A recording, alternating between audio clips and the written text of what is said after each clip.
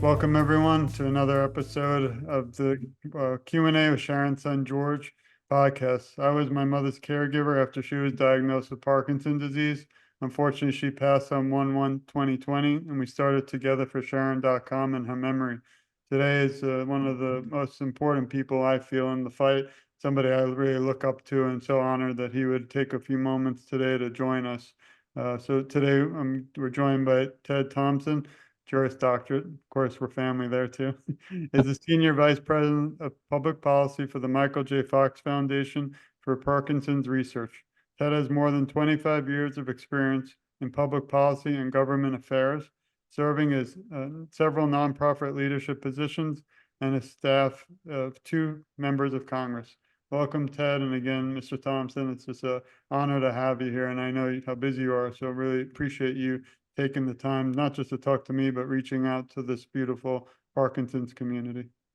Well, thanks for having me. I really appreciate the opportunity. And as I mentioned, I've been following your work and appreciate everything you're doing to spread the word and get people more engaged and giving people hope that the journey is going to get better and that there are going to be treatments and policies that are going to benefit the Parkinson's community at large.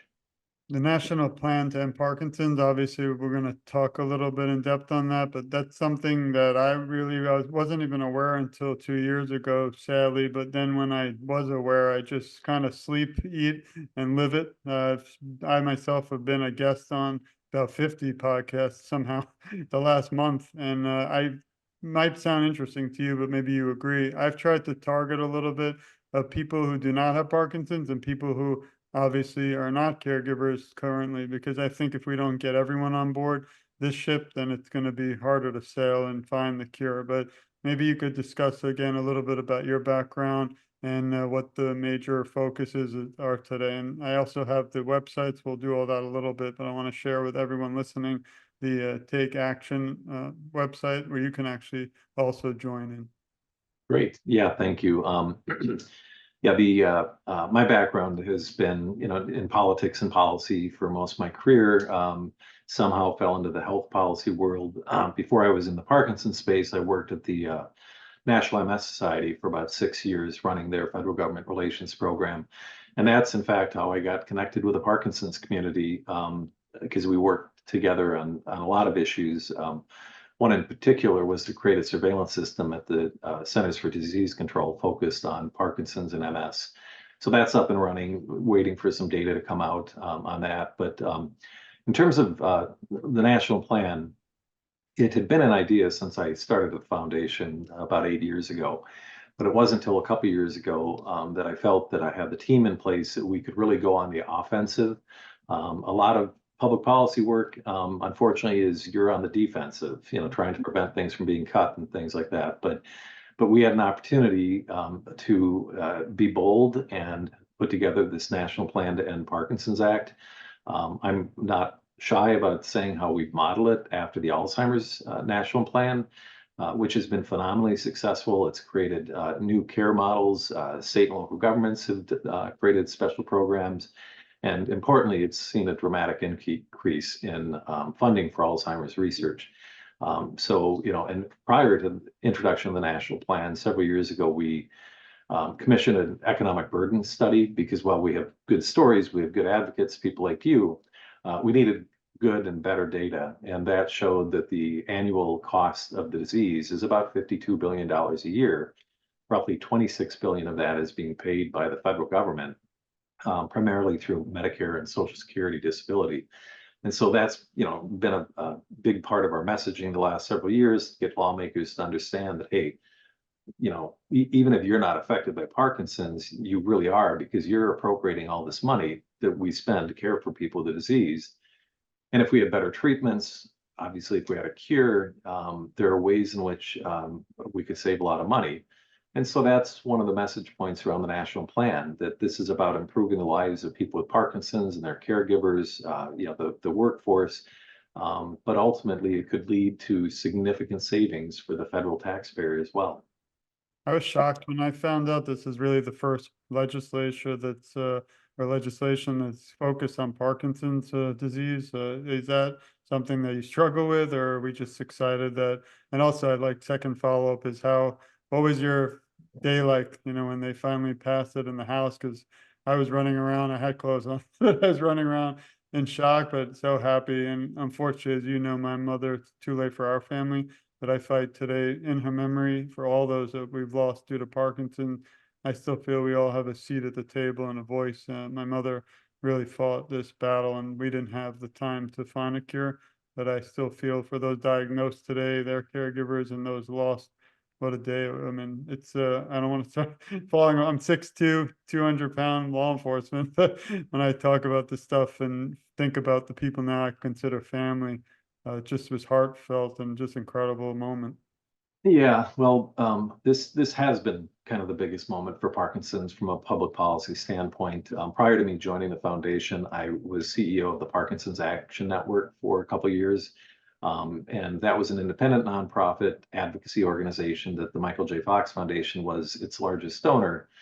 But it became clear to me that I felt we could have so much more impact on, and frankly, on so many more issues if we built out a policy department within the Fox Foundation. And in fact, we have much greater impact. And taking on something like the national plan, pretty much every department in the at the foundation is involved in it in some way, shape, or form. And we've got external lobbyists helping us in addition to our inside lobbyists. So it has been a Herculean effort. It is definitely the biggest Parkinson's effort in Congress, because all the prior work, I mentioned the surveillance system, we got that done technically under the Fox umbrella, but we've been working on that for about 8 years before I joined Fox. So that was, Parkinson's. We have a Parkinson's research program with the Department of Defense. So that's Parkinson specific. And then there's a special care program within the VA for the roughly 110,000 veterans with Parkinson's. So there, have been some nice wins in the past on behalf of the community. But the national plan seeks to unify the federal government with non-federal entities like the Michael J. Fox Foundation to really look holistically, top to bottom, left to right, at the federal government and what it does, and how we could be much more coordinated between agencies and between, research funders like us and the NIH. And the goal is to come up with a comprehensive plan, including an estimate of what level of federal research investment is needed to really move the needle. And this plan will then be, this advisory council will submit the plan to Secretary of Health and Human Services and to Congress with basically a blueprint for here's what needs to be done to make things better for the Parkinson's community. Yeah, that's kind of simplifying it, but that's in essence what it is. I was extremely excited when the national plan passed. In fact, one of the people on my team had reminded me that it was 2 years to the day from when I gave the green light, let's do this, that we actually got it enacted or, passed in the House. And in congressional terms, that's lightning fast. And I will actually, where I actually was, I was at a doctor's appointment and it was toward the end of the day and he was running late. When I finally met with the doctor, I said, I've never been so appreciative that a doctor was so late for an appointment. It's like, why is that? I said, I just watched the House Representative spend 40 minutes talking about Parkinson's disease leading up to a vote on the national plan. And he looked at me and he's like, thank you. My brother has Parkinson's. So it's just like no connection, that I knew of, but, this random doctor that I was seeing. And, it was very moving to watch the floor debate. But then it was especially touching to realize that I was with the brother of somebody with Parkinson's who really appreciated that we were doing this. So that's part of the job that I love. It's so fulfilling when we do make progress, whether incremental or significant. The fact that, we're trying to help people live better lives. One thing I really enjoy, and I actually was in politics for some time. I was asked to run for Congress, and I said no. I ran the other way. But I really enjoy the part about this bill that it's bipartisan, and it really, to me, is shocking that we won't get too into it. That any few individuals didn't vote for it, I'm kind of, and I tell people I have the little good guy on my shoulder, and the bad guy, the bad guy wants me to write a letter, but ask, what were you thinking? Maybe you're not aware, and let's try and get you on board. But I just was, maybe you could touch on number one, how important it is that everybody's, in this, and this is not a political, in a way, issue. It's a health, safety, and really life-saving. And also, the other areas, let's really hit hard, because I know we will, even after this talk, how individuals listening today can share this podcast, all the work you do, and now be part of history. That's what my big spiel is, that you can, I might do podcasts 10 years from now, and hopefully this past, but I can't tell you or the listeners that you can now be part of history. I mean, I was honored to have the opportunity through the Michael J. Fox Foundation to speak to my representative. I mean, that changed my life. Even I practiced a 3-minute quick speech for weeks. Got there, unfortunately, got to the part which they were glad, but got to the little part where it says, my mother's favorite time was blowing bubbles with her 3 grandkids, but because of Parkinson, she can't do that. And I fell apart, but I won't this time. But I was just curious on those few little areas of the topics. Yeah, being bipartisan is really important, and this is one of the most divisive Congresses, the most polarizing Congresses, and the fact that the final vote of the year in the most dysfunctional Congress in history was a vote to enact this bill almost unanimously. It was a really powerful moment, and several of the members of Congress that got up to speak about the bill. They disclosed their Parkinson's connections, their family members that we didn't even know about. We always start our meetings asking members of Congress or their staff, do you know anybody with Parkinson's? Because that's kind of sets the level, where we don't have to explain the disease as much if they already know about it. As part of our national plan legislative effort, we've recruited, trained, identified, recruited, and trained over 800 advocates as of the end of December. We held over 350 meetings with members of Congress and those 800 advocates, including you. And that has really been a key factor to move the needle, because members, they may care what I have to say, but they care a lot more what George has to say about the impact on his family. That's going to motivate a lawmaker to do something about this much more than just me, telling a story. And so and the fact that you broke down at that moment, I mean, that would be hard to keep it together. And it clearly shows how important this legislation is to you and the millions of people impacted by the disease. So we've been extraordinarily happy with the level of co-sponsorships, how bipartisan it's been in the Senate. It's a 50-50 split, Democrat to Republican. We actually have like 5 more Democrats that are ready to sign on, but we've been trying to have 1 Democrat and 1 Republican. So we're now up to about 40% of the US Senate has either co-sponsored it or they're on the waiting list. And again, it's been bipartisan. We've got tremendous Republican and Democratic champions in both the House and the Senate. Florida Congressman Gus Bilirakis has been a critical leader in the effort in the House. During testimony in committee, he mentioned that he wanted this to be his Christmas present. He wanted this passed the House of Representatives. And there's a long line of legislation that is bipartisan, that needs a floor vote and everything. But he went to the majority leader of the US House of Representatives and he pressed him and said, no, I was serious. I want this done. And so that was really a pivotal point for us to get a floor vote.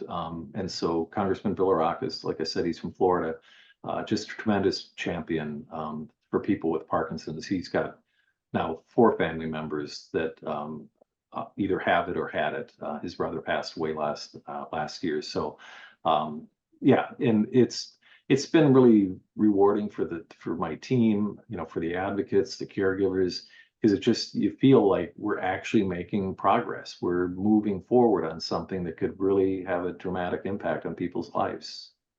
How do we get individuals out there? I know everyone's busy, we have lives and things, and even if it doesn't affect you directly, we need everyone on board.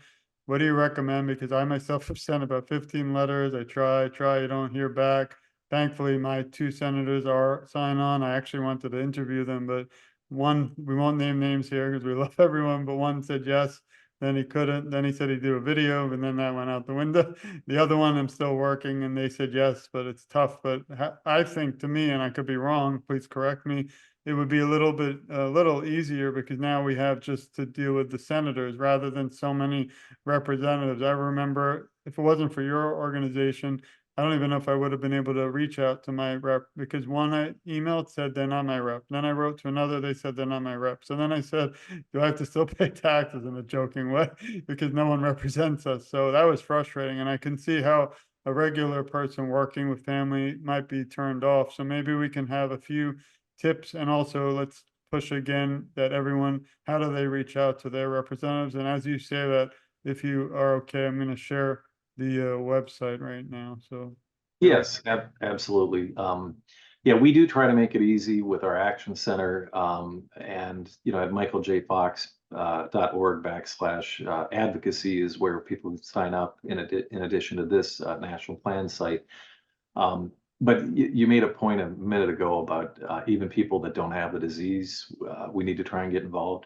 And the reality is, even if you don't have the disease, or live with or knows, a family member with a disease, pretty good chance there's somebody in your network, in your world, that is impacted by it. And because it's a disease of the aging, the older we get, the more likely, we are going to be diagnosed with some disease of aging. And Parkinson's is the fastest growing neurodegenerative disease in the world. It's the second largest, second only to Alzheimer's. And so one would hope that there'd be a common interest in things like the national plan. And in addition to the caregivers and the patient, we really are trying to reach out to family members, because, a son or a daughter being able to tell the story of the impact of their parents' Parkinson's, or their grandparents' Parkinson's, those are very meaningful. So we urge everybody to sign up on our action center so they can take action, know how to contact their members of Congress. But a couple of tips about what's most effective. We have action alerts, which are press a couple of buttons and hit send.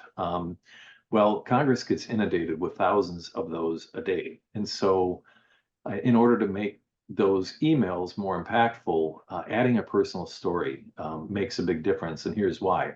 They have algorithms that go through these thousands that come in. And if there are 900 that are identical, but there are 20 that are personalized with your story, those are the ones that the staff pull out to bring to their legislative director or whatever it might be. So that's one way to stand out, is to personalize those emails.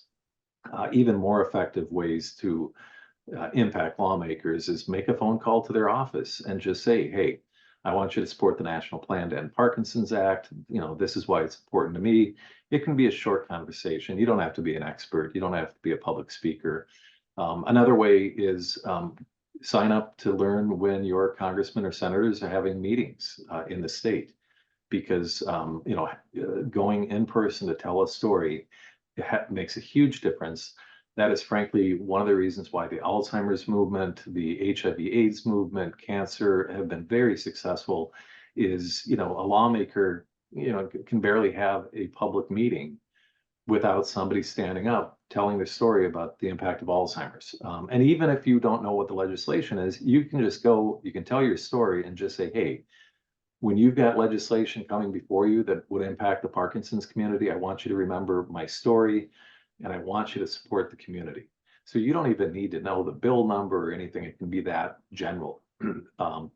One thing that we'll be coming out with here this year is a Get Out the Vote toolkit, because while we cannot get involved in elections, we can encourage people to attend campaign events, contact candidates for office, and get them on the record that they will support the Parkinson's legislative agenda.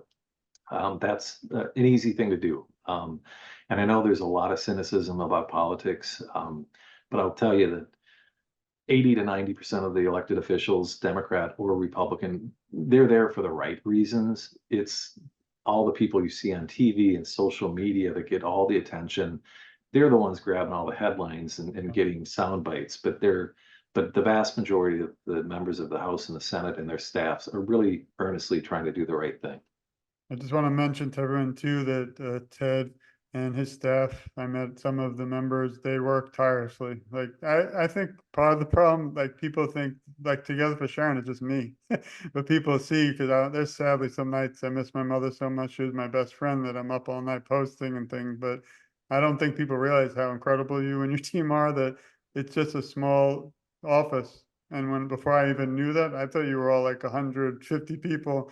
So I want everyone to, that's why I was very patient and excited to be able to speak to you today. Because again, I'm going to keep saying it's truly an honor.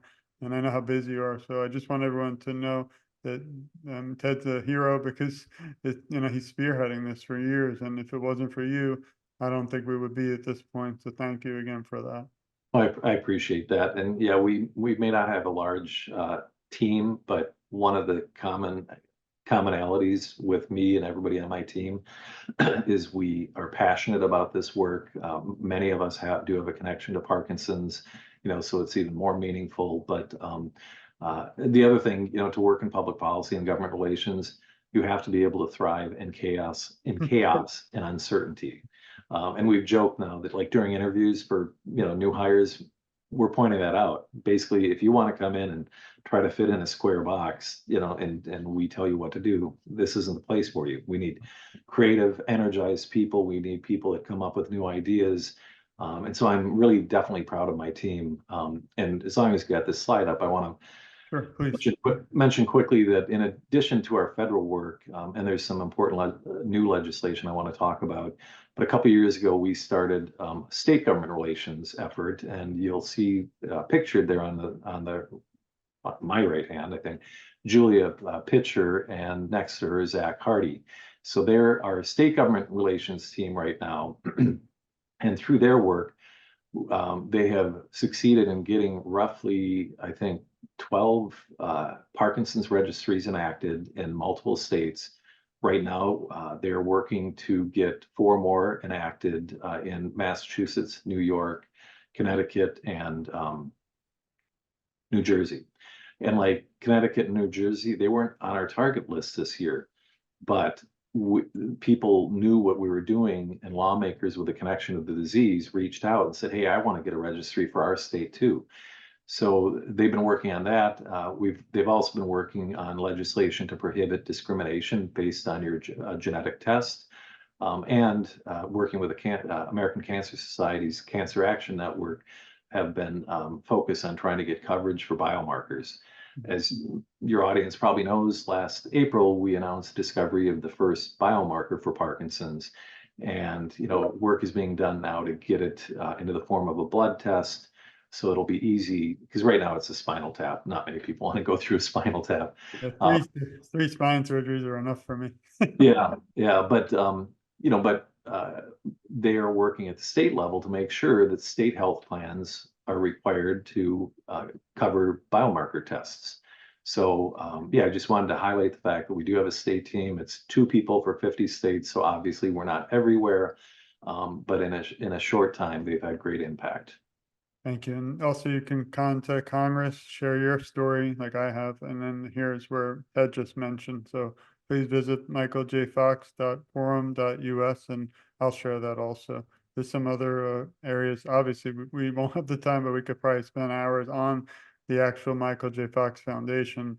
I myself had the honor to meet Mr. Fox a month ago and then to attend your event or the foundation at the IQ in South Florida was just life changing because, like we mentioned, virtual is great. Unfortunately, we're kind of a little used to it due to COVID, unfortunately, but being there live with individuals, I know for me, Parkinson's, well, for everyone, Parkinson's Awareness Month is coming soon.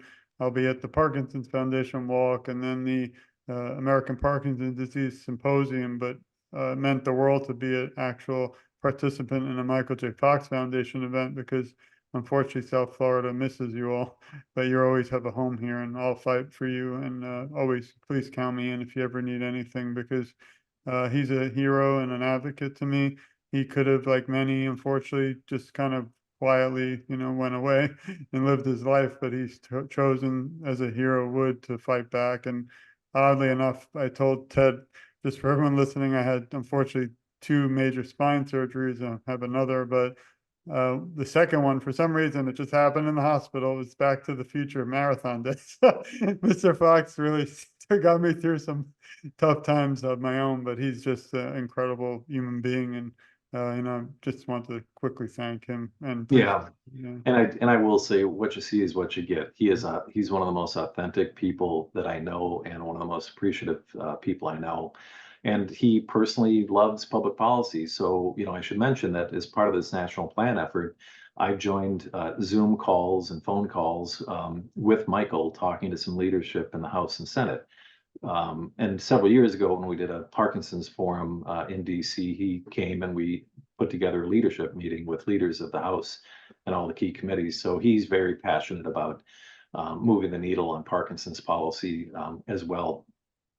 What was it like the first time you met him, if you don't mind sharing? Well, the first time was that we were much smaller staff, so the holiday get together was in the office, and it was like a poker night. And I just saw him, and nobody was talking to him at the time, and so I just went up and introduced myself, and we had seen each other at a board meeting and some stuff like that. But that was the first time I was able to chat with him, and he was telling stories, and just a really great guy. And when he was in DC, again, we had this meeting, and he really it was interesting because people run up to celebrities for their signature or their autograph, but I remember him mentioning that with these cell phones, it's so much better because you just take a selfie. You don't have to write, and people have a memento, and so yeah, he's just really a fantastic guy, and frankly, this foundation has done so much for Parkinson's. We have now hit over the 24 years we've been in existence, we've now hit the $2 billion mark in terms of research investments. And that's really been, accelerating in recent years, because when I started 8 years ago, we were at 450 million. So we've gone from 450 million to 2 billion in that 8 years. So one thing you mentioned, a couple of the other Parkinson's organizations, I want to take a moment because, I think a lot of people are frustrated there's so many organizations out there. But when I started at the foundation, one thing that I said we need to do is create a coalition. And so we formed the United Parkinson's Advocacy Council, and it's currently made up of 27 Parkinson's and Parkinsonisms organizations focused on public policy and advocacy. So they've been partners in this. They've been pushing out information about the national plan. It's been a great partnership, and we look for other areas to work together, co-funding research. We've done some of that. So I just want to make sure that your audience knows that we work very closely with the other Parkinson's organizations, because you know what, we're all in it together, and if we're all rowing in the same direction, we're going to get to shore faster. So it's great to have those partnerships. I think that's important to bring up because unfortunately, at least in South Florida, we'll have the Parkinson's Walk Foundation, then we'll have the American Park, but I never see everyone at the same. So when I was at the Michael J. Fox, I'm like, wait a minute, we are really, family. Why aren't we all? And it's, obviously everyone tries to fundraise for their own areas of awareness, but just was a beautiful moment, at least for that time, to see everyone together. Well, Also, and the organizations do different things. We don't run support groups. We don't do a lot of the things that APDA or Parkinson's Foundation does, and so they become a faucet for me to identify issues that we may not be aware of. So it's a great partnership from that standpoint too. There's just so much I want to ask, but so little time. So maybe we can at least talk for a moment about the Health Brains Act of 2024, which is a shift a little, not away from the Parkinson's plan, the national plan, but some other endeavors or areas you're focusing on. And then I'd like to touch a little bit more about TED, have a little bit of fun. So let's see if you could tell us a little bit about that plan. Yeah, this originally was an idea when I worked at the foundation. Our then CEO, Todd Scherer, who's now Chief Mission Officer, he told me that years ago there was a grant program at the National Institute for Environmental Health Sciences that was focused on Parkinson's and neurodegenerative disease. Well, when Congresswoman Wexton announced her Parkinson's diagnosis about a year ago, we met with her and her team, and I mentioned that. And I said, yeah, one of the things we want to do at some point is because the grant program went away, but we want to, enact a law that would create a permanent grant program. She got excited about it. I've been working on legislative language with her team, and on April 30th, so the last day of Parkinson's Awareness Month, the plan is to introduce what's called the Healthy Brains Act. Congress loves acronyms. I'm going to say once what it stands for and never again. It's the Harmonizing Environmental Analyses and Launching Therapeutic Hubs to Yield Bolstered Research and Innovation in Neurological Science. And yes, I'm reading from a Word document because I will never remember that, but it's a catchy acronym. So, the purpose behind this is Parkinson's, unlike a lot of diseases, has many, many environmental risk factors.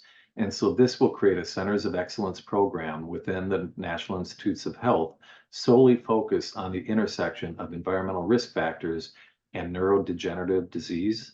And at this point, I'm aware of about 5 neurodegenerative diseases: Parkinson's, Alzheimer's, progressive supranuclear palsy, which is actually what Congresswoman Wexton has, MS, and ALS. And so, we're hoping to build broad support for this legislation because it would be the first time we've had a permanent focus by the federal research team on exploring the environmental risk factors. Anybody who's familiar with our work knows that I've been on now a 7-year journey to try and ban paraquat, which is widely used in the United States. It is strongly correlated with Parkinson's. We've got Parkinson's Alley in central counties of California, where the incidence rate is much higher. It's banned in nearly 70 countries, including this world's second largest, China. And ChemChina actually owns the company that produces it. It's literally a deadly chemical. One sip will kill a person. But it has, beyond Parkinson's, it causes cancers and other things. So we've been on a multi-year journey to try and get that banned. We've also been involved with trichloroethylene, which is heavily used in manufacturing and dry cleaners. The EPA, fortunately, recently announced that within 1 year, there will be a near total ban on the use of TCE. And so, the work we're putting into the environmental side of it is because if we can identify environmental triggers and we eliminate those triggers, that means that people will, a certain subset of people that might have gotten the disease won't get the disease. And we know that only 20 to 25% of Parkinson's is solely based on genes. And the rest of it is some interaction between the environment and genetics. And so we just feel really strongly that we should be shining a much brighter light on those environmental risk factors. So if we get this bill enacted, like I said, it will create this permanent grant program to focus on it. And I believe it's the single biggest thing we can do to try and address the environmental triggers of Parkinson's. Yeah, thank you for your work. I'm a big believer, unfortunately, that it is the environment, because my mother was only 69, no medical issues at all. But I think in 20 years living in her home, which was a nice home, she had mold, she had termites, who knows what they sprayed. And then I'm sure you've heard horror stories where like even somebody had their whole house sprayed for pesticides, and the little child, they came back too early. I think it was a famous Florida case, but he passed away due to the chemicals. And they were actually following the rules of the chemical or the pesticide company. So they definitely, we need more individuals fighting like you are on your staff. So thank you. Yes, on the paraquat piece, we've been trying to get it banned. We had a petition, over 107,000 people signed it. The EPA did reapprove it in 2021, and we only had one final bit of recourse. And so we joined with some farm worker and environmental groups and are suing the EPA to get them to reconsider their decision. They're in the process of that. And depending on what they do, our lawsuit is currently what's called in abeyance, meaning it's on the shelf. But if the EPA doesn't ban or institute much stronger mitigations, we have the option of bringing the lawsuit off the shelf and continuing it. As part of that process, last year, we had a meeting with EPA officials. We had scientists, experts in the field at the meeting, but most importantly, we had three people impacted by the disease to be there to tell their story. And, it was like tear jerking to hear. And we've collected so many stories, and people that, said, yeah, I lived in the country and the dust or the crop dusters would, go over and me and my friends would chase it. And, it's just, there's so many ways that those chemicals can be, or people can be exposed to those chemicals. And we've got to do everything in our power to keep people safe. I appreciate it, and thank you and the team again for all of that. Now, if you don't mind, I'd like to shift a little bit more about you. And some of these are, and I always say it's not a Barbara Walter moment, Barbara Walter. So, but obviously you've spent many countless hours like me, but even more on this career in this area and trying to save lives and change lives. Do you have somebody who supports you in times of struggle, like a loved one, or I'm not sure if you did say you had someone also affected by Parkinson's, or is it mainly because you were also working in ALS and things? Yeah, no, I don't have a direct connection to Parkinson's, but my father passed at I thought a relatively young age because I'm getting closer to it. He was only 68, Part of it. but he worked in the chemical industry. He sold chemicals and equipment. He had a lab at his office. He never wore masks, gloves, anything. And I've often wondered if he had lived longer, whether he would have been diagnosed with a disease like Parkinson's. In terms of my support system, I got a wonderful wife, three great kids. I've got an ailing dog who it's unfortunate, but he's 17 and a half years old, but he's brought a lot of joy. So yeah, I've got a good support system, strong family. And like I said, I've got a fantastic team in the policy department. Each and every one of them brings different strengths and joys, and it feels like a family working with them. If you were, I always say, if you were speaking to Ted 10 years ago, would there be anything that you would have done differently or look back and told yourself, prior that would have done again differently? I don't think so. One of the pieces of when I worked for the congressman, I used to go to speak to high school groups quite a bit, and I would tell them, when you're making career decisions, don't base it on how much money you can make because you can make a lot of money and be miserable. Try to find something you're passionate about because you're going to be really good at it, and then the money will follow. And I've just been so fortunate to have had a career that has been really fulfilling.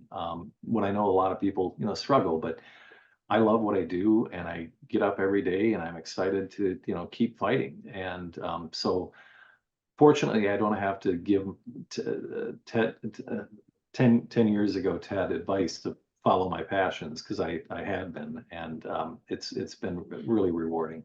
I think you already touched on this, and I have a feeling I can guess what it'll be, but what is the one moment, the most memorable moment that stand out throughout all your work for awareness that you could share? I mean, if it is December, maybe what's the second one? I have a feeling it was December. Well, I mean, I did make clear to my team and my family that that was the biggest moment of my career. Yeah. So that, it may not have been the thing that motivated me the most because, honestly, talking to people with the disease, that support people with the disease, that is so motivating because and that's why, like at the PDIQs and the different events around the country, I want people from my team there because there's nothing like hearing the story firsthand or seeing firsthand what a struggle people with advanced Parkinson's are having to motivate you. And I'll mention one other thing. Back when I was Parkinson's Action Network, there was a gentleman that worked in the Obama White House whose mother had recently been diagnosed. And he offered to put together a Champions of Change for Parkinson's disease event. So we did that, and we had several members of the Obama administration come to it, and we honored a bunch of people, many names that you're familiar with from the community. But I remember, I was kind of in charge of the event, and when I got up there, I did say, "Listen, I don't have a connection to this disease, but I've got connections to other diseases, and I don't know what disease I might get, and all I know is I want somebody fighting as hard as I am." For those people because they deserve it. And I have a brother that passed away from idiopathic pulmonary fibrosis. There are no medications for it. So, that he was on my mind that day. He was still alive at that time, but it's like, I want somebody fighting for him as much as I'm fighting for people with Parkinson's. Sorry to hear that, by the way, even though I'm a little late. But next was, if you were asked to write a script to a movie about your life story, what would you call it? Oh, wow. You should have given me these in advance. That's the fun part. Yeah. You're allowed to Well, skip. You can skip. yeah, no, I have a lot of stories from my time in Congress, and people seem to enjoy hearing them. I've been interviewed by an independent counsel that was investigating it as a cabinet secretary. They're just, I've met presidents and vice presidents. It's just been such a journey. Trying to think of the title of a book. The never-ending story. There you go. Yeah, it could be corny, like it's been a wonderful life. I know that's taken, but a reversion of it. But yeah, it's been a enjoyable journey. And life is short, and that's one thing too.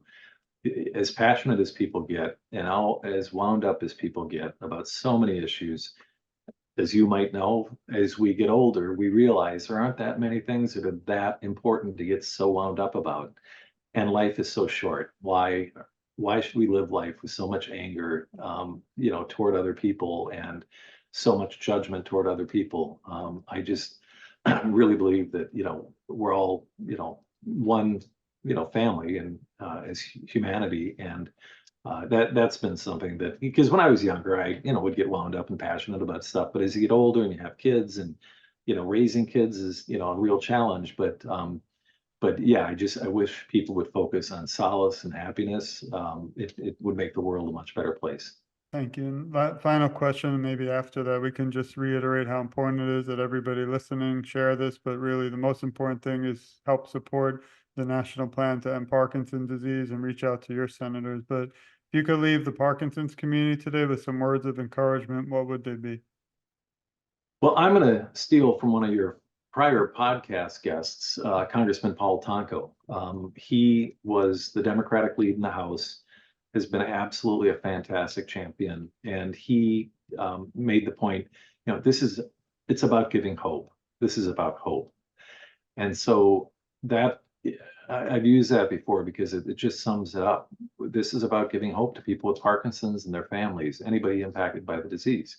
What we're doing here is really trying to fundamentally change the trajectory of the disease, to make life better, to develop, more treatments, eventually find a cure or cures, because Parkinson's, like so many other diseases, it's not a single disease.